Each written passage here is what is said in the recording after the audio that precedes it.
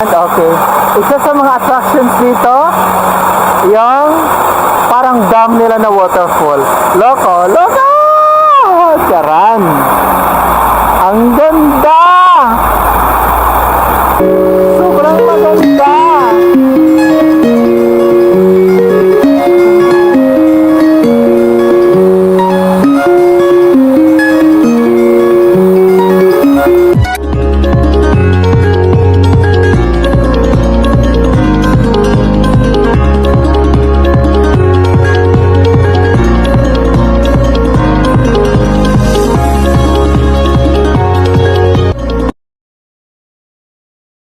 Isa sa mga attractions dito sa Corfacan, yung parang tawag dito, itong Corfacan Beach. Yan, maganda, white sand. At saka yung parang parang tawag doon, waterfall na ganyan, no? Sa picture kasi ang ganda-ganda niyan, ang ganda-ganda niyan. Ganyan itsura. Pero dito sa personal, parang hindi masyadong kaganda. Pero syempre, pupuntahan ko para sa inyong mga friends. Okay.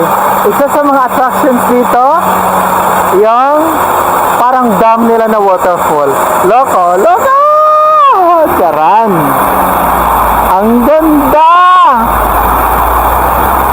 Sobrang maganda! Ang ganda.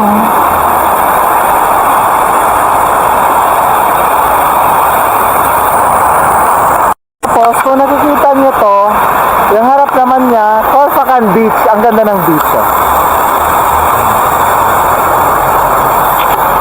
Sarap dito sa hapon. Paggabi mamamasyal, magdi-date tayo dyan. Diba?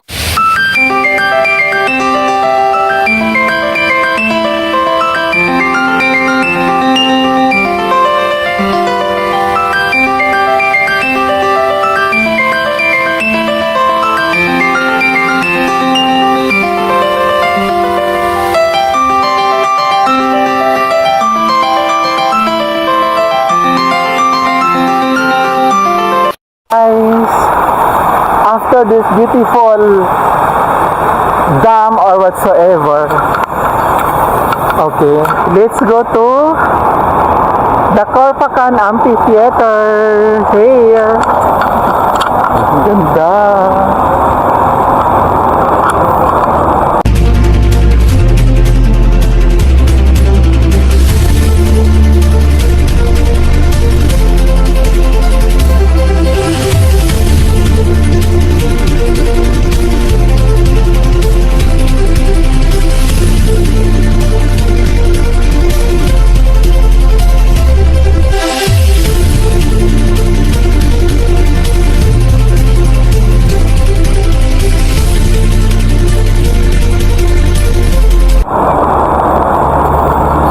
Ang ganda. Parang kapag may mga event, parang ito yung pinakamagandang way ng way ng mga venue ng mga programs. If ever, kasi ang laki-laki mo, tingnan mo.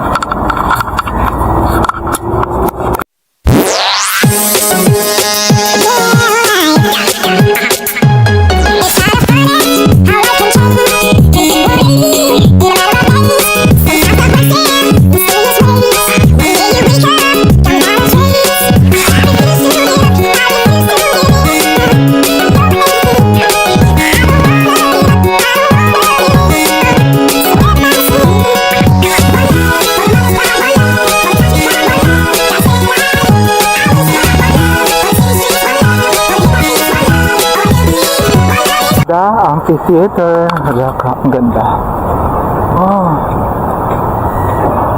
Grabe, ang lawak-lawak mo. Corfacan Amphitheater. Nice.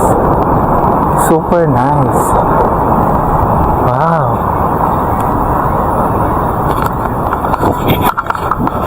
May nakapagsabi sa akin na ito daw amphitheater na to is the biggest amphitheater in Corpacan or in Sharjah or all over UAE. I think so, ha? Yung pagkakaalam. Pwedeng mali ako.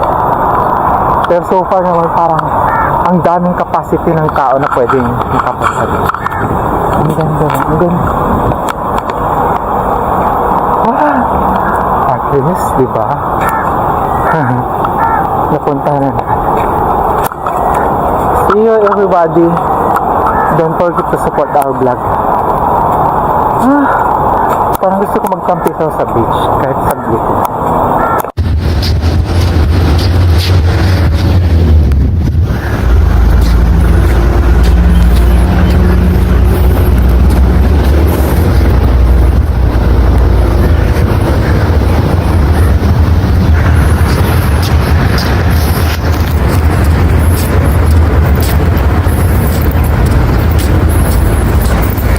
Isipin mo, ganyan siya, oy.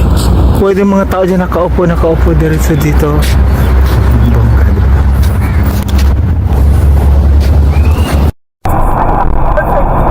Last na yun? Meron pang village. Sa village naman, hanap tayo ng mga ligaw na aso. Guys, alam mo yung tuktok na yan, ang unlock na yun.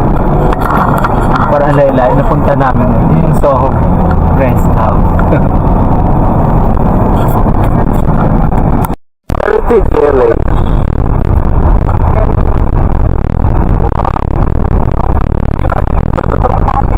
Papunta sa Heritage Village. Wow.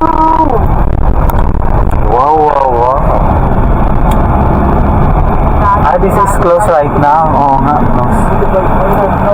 Check from there. Ito na yun? Check from. Andito na tayo sa Heritage Village pero bawal umakyat. Actually, pa pwede daw magpunta dito Kasi dito. para mag-check-in ka lang dyan. Oo, nakita ko yun Kasi naging hotel na daw siya. Oo. Ano? Nakita ko, may isang vlogger na nag-check-in siya dyan. Mag-check-in ka lang daw dyan. Tapos, Kasi bawal na pasyalan kaya mag-check-in ka. check-in talaga. Check-in talaga yun. I-check mo tapos i-in. Ang ganda, oh. Ano? Ha? Dinaanan pala natin dati. Oo, kaya nga. Kaso bawal na tayo pumasok. Ano dinaanan natin? Ang ganda, oh. Dinaanan natin to, di ba? Tinulong yung kangaya. Pwede ka mag-check-in dito. Wow! May cute na village sa baba. Oh. Parang babuyan. Yung babuyan nila may aircon, no? Yung naka-green na yan. Ha? Farm. Ano yan? farm. Cositec. So it's a farm. Yeah, Yeah. for sure.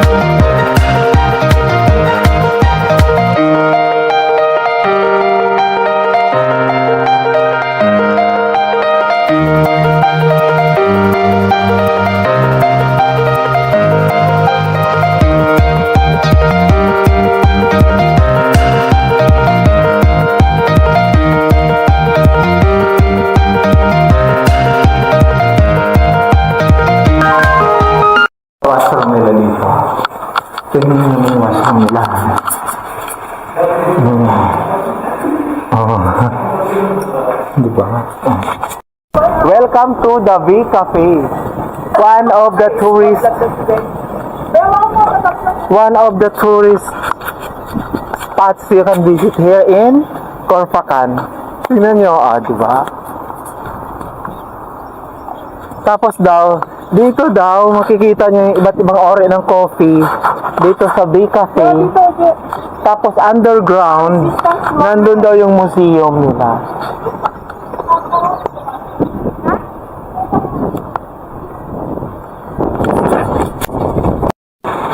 Ganda guys.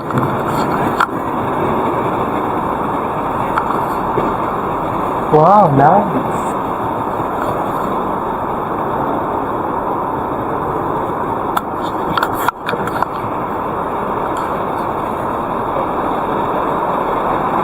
Ayun na yun. Wow.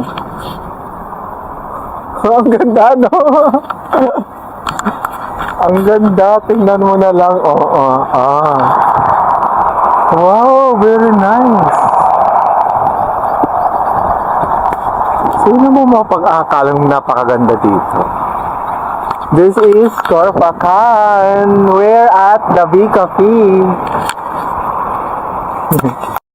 Punta tayo ng museum, guys. Dito daw yung museum. Mababa yung museum. Dahil nandito yung restaurant, guys. Gallery Theater. Wow. The Corfacan Film.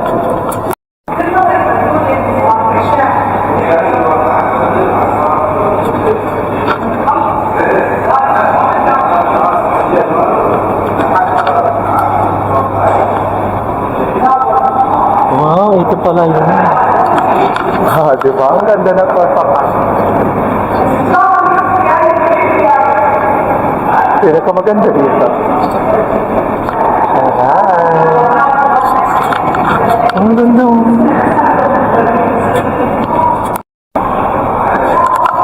Ang ganda lang ng area. Ito siguro yung unang Portuguese canon. Portuguese used for violence to rule the region and control its trade routes. Nice. Ang ganda lang.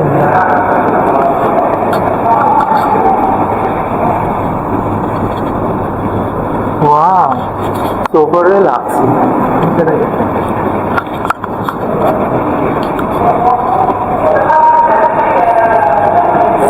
Ganda mo. Guys, ang ganda na CR na naman natin. Social mga CR na yan.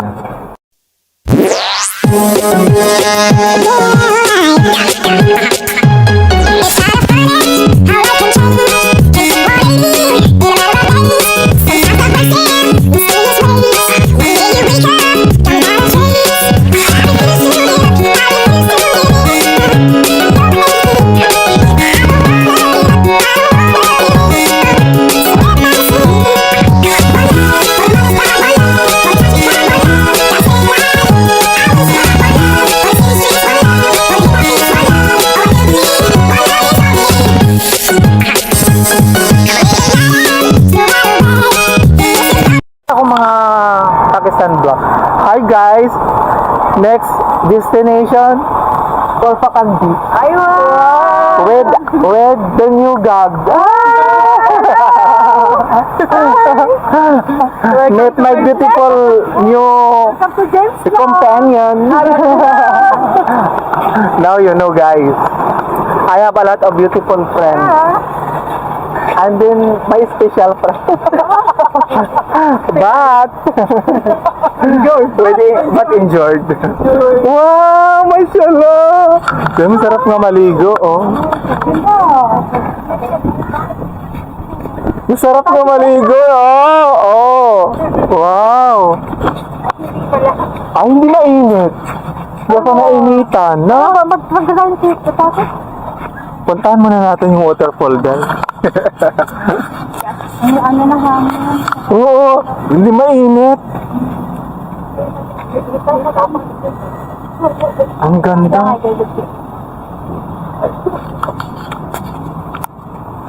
Yung feeling ko lang mga friends feeling ko pinangtatambakan lang nila dito para hindi maubos yung buhangin. Nilagyan nila ng mga bato-bato. Ayan kasi mga nandito lang